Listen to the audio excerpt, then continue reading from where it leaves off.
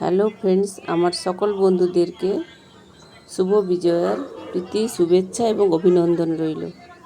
যদিও ভিডিওটা পোস্ট করতে আমার অনেক লেট হয়ে গেছে, তো সবই যদি একসঙ্গে পোস্ট করে দিলাম তাহলে পরে আর কি পোস্ট করব বলো।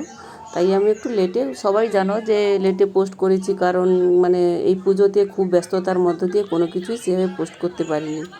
আর এই যে দৃশ্যটা দেখছো, এটা নবমীর দিন, না সরি, এটা নবমী না, এটা হচ্ছে তোমার সন্ধি পুজোর প্রস্তুতি পর্ব চলছে। 108টা পদ্ম ফুল ফোটানো হচ্ছে, সমস্ত পাড়ার মেয়েরা বসে, আমাদের এটা পাড়ার সার্বজনীন দুর্গা পুজো। তো এখানে আমরা সন্ধি পুজোর প্রস্তুতি চলছে। তোমার ওই সবাই কেউ প্রদীপ সাজাচ্ছে, কেউ পদ্ম ফুল ফোটাচ্ছে, 108টা পদ্ম ফুল আমরা সবাই মিলে ফোটাচ্ছি। আর মাকেও সেই পদ্ম ফুলের মালা, কত বড় মালাটা পরানো হচ্ছে। তো কীভাবে পরানো হবে সেটাই ভাবছি, পদ্ম ফুলের মালা তো কত ভারী, তাই না? তো যাই হোক, ভারী হোক যাই হোক, মাকে তো পরাতেই হবে।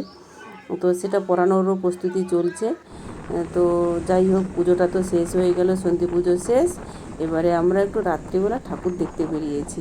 তো কোন কোন প্যান্ডেলে যাব সেটা আমি পরে তোমাদের সঙ্গে অন্য একটা ভিডিও নিয়ে শেয়ার করব। এখন আপাতত আমরা খড়গপুর আইআইটির ওভারব্রিজে রয়েছি। তো সেখানে আমরা গাড়িতে করে যাচ্ছি ঠাকুর দর্শন করতে, প্যান্ডেল হপিং রাত্রিবেলা। তো কতক্ষণ ঠাকুর দেখতে পাবো জানি না। তোমরা সবাই এনজয় করো, ভালো থেকো, সুস্থ থেকো। Thank you.